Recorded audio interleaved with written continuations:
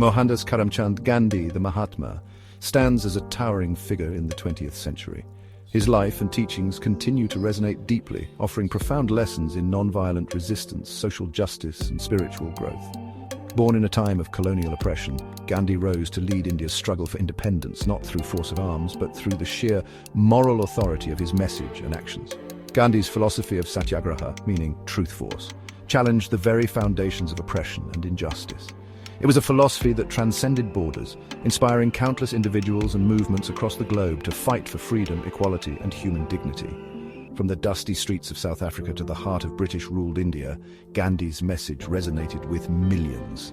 His teachings continue to offer a powerful antidote to the violence, hatred, and division that plague our world today. Mohandas Karamchand Gandhi was born on October 2, 1869 in Porbandar, a small coastal town in the western Indian state of Gujarat. His family belonged to the Mod Banya caste, a merchant community known for its business acumen and social standing. Gandhi's upbringing was steeped in traditional Hindu values, emphasizing tolerance, vegetarianism, and respect for all forms of life. His father, Karamchand Gandhi, served as the Diwan, or chief minister of Porbandar. His mother, Putlibai, was a deeply religious woman who instilled in her young son the importance of prayer, fasting, and ethical conduct. At the age of 13, Gandhi was married to Kasturbai Makhanji, a girl of the same age in an arranged marriage customary for their community. In 1888, at the age of 19, Gandhi travelled to England to study law. This journey marked a turning point in his life, exposing him to new ideas, cultures, and ways of thinking. Gandhi's time in England transformed him, but it was his experiences in South Africa that would truly forge his path as a leader and activist. In England, he was exposed to new ideas and philosophies, but it was in South Africa that he would face the harsh realities of racial injustice firsthand. In 1893, he arrived in Durban, South Africa, to work as a lawyer for a Gujarati firm. This journey marked the beginning of a new chapter in his life, one that would be filled with challenges and profound realizations. Almost immediately, Gandhi was confronted with the harsh realities of racial discrimination and segregation that were deeply entrenched in South African society. He witnessed the systemic oppression of people of colour, which was a stark contrast to his experiences in England. Despite being a British subject and a qualified barrister, Gandhi faced numerous instances of prejudice and humiliation. He was thrown off a train for refusing to move from a first-class compartment, and he was denied service in restaurants solely because of his race.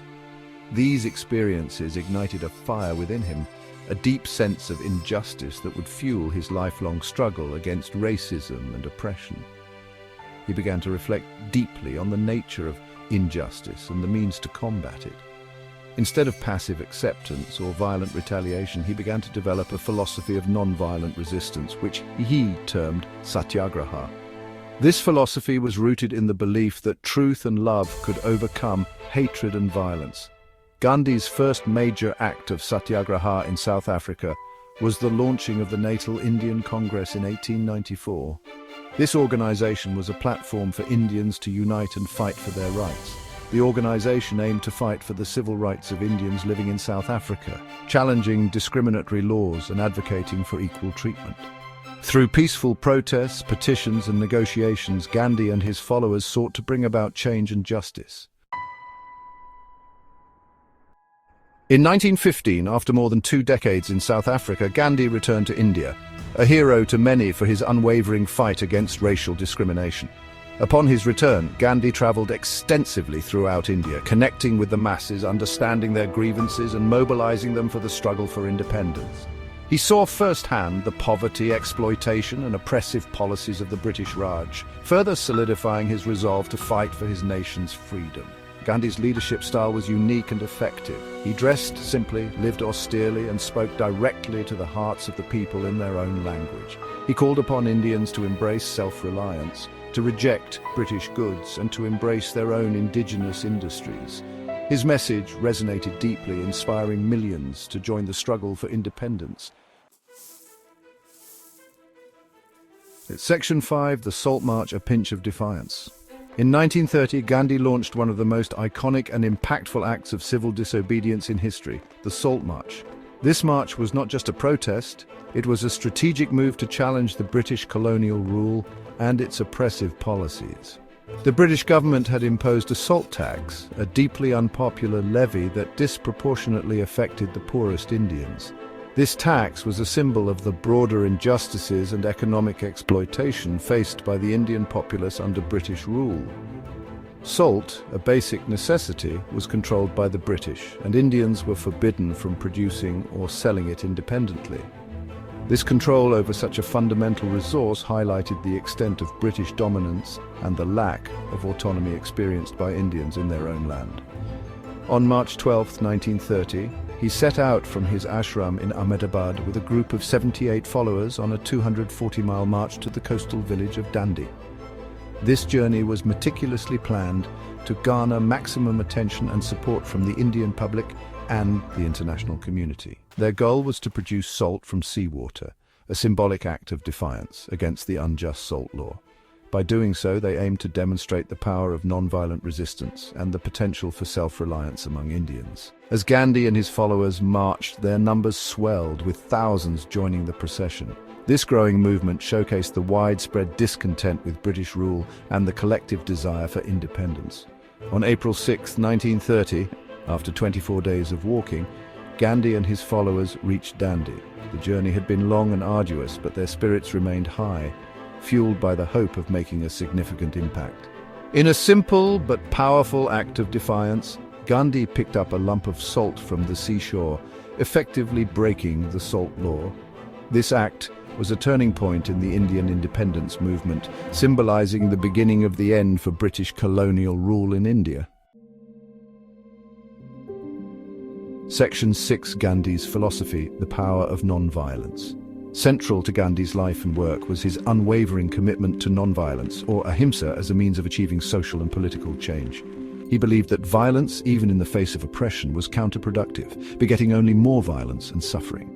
Gandhi's philosophy of Satyagraha, often translated as truth force, was a potent blend of moral conviction, civil disobedience, and unwavering faith in the power of love and compassion to overcome hatred and oppression. Satyagraha demanded immense courage and discipline. It required practitioners to be willing to endure suffering, imprisonment, and even violence without resorting to retaliation. Gandhi believed that by enduring suffering with love and forgiveness, Satyagrahis could awaken the conscience of their oppressors and ultimately bring about a change of heart. He believed that by adhering to the principles of truth, nonviolence, and love, individuals and societies could overcome even the most entrenched forms of oppression. Section 7: Global Inspiration Echoes of Satyagraha. Gandhi's philosophy of non-violent resistance transcended the borders of India, inspiring countless individuals and movements across the globe. His teachings on peace, love, and civil disobedience became a beacon of hope for oppressed people everywhere.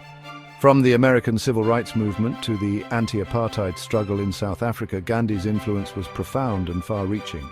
From the fall of the Berlin Wall to the Arab Spring uprisings, his principles of non-violence and justice echoed through the corridors of history. Gandhi's teachings resonated with those fighting for freedom, equality, and human dignity. His legacy became a universal call to action for human rights. One of the most prominent figures influenced by Gandhi was Martin Luther King Jr., who saw in Gandhi's Satyagraha a powerful weapon against racial segregation and discrimination in the United States.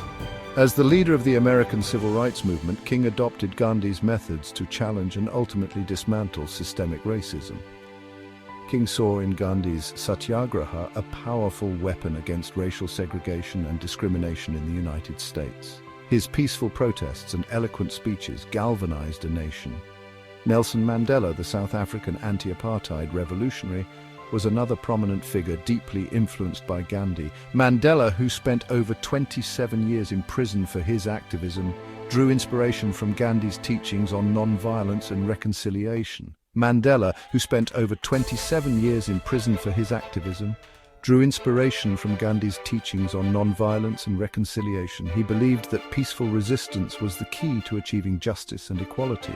Mandela, who spent over 27 years in prison for his activism, drew inspiration from Gandhi's teachings on non-violence and reconciliation. He believed that peaceful resistance was the key to achieving justice and equality. After his release from prison, Mandela played a pivotal role in dismantling apartheid and leading South Africa to a peaceful transition to democracy. His efforts were a testament to the enduring power of Gandhi's philosophy. After his release from prison, Mandela played a pivotal role in dismantling apartheid and leading South Africa to a peaceful transition to democracy. His efforts were a testament to the enduring power of Gandhi's philosophy. Mandela's leadership and commitment to non-violence helped to heal a divided nation and set a powerful example for the world. The echoes of Satyagraha continue to inspire and guide movements for justice and equality today. Section 8. The Tragedy of Assassination, a Light Extinguished. On January 30th, 1948, just months after India achieved its independence, tragedy struck. As Gandhi was walking to an evening prayer meeting in New Delhi, he was assassinated by Nathuram Godse, a Hindu extremist who opposed Gandhi's message of peace and reconciliation between Hindus and Muslims. Godse shot Gandhi 3 times at close range. The Mahatma, known for his message of peace and non-violence, died within hours. His assassination sent shockwaves throughout India and the world. Millions mourned the loss of the man they called Mahatma, great soul. Even in death, his commitment to non-violence and reconciliation shone through. Section 9. Enduring Legacy, the Mahatma's message for today. More than 7 decades after his death, Mahatma Gandhi's legacy continues to inspire and challenge us. His life and teachings offer a timeless message of hope, courage, and the transformative power of non-violence. In a world riven by conflict, violence, and division, Gandhi's message remains as relevant and urgent as ever. His teachings on non-violence, Satyagraha, and the interconnectedness of all living things offer a powerful antidote to the hatred, violence, and environmental degradation that threaten our planet. Gandhi's legacy is not confined to history books or museums. It lives on in the countless individuals and movements around the world who continue to draw inspiration from his life and work.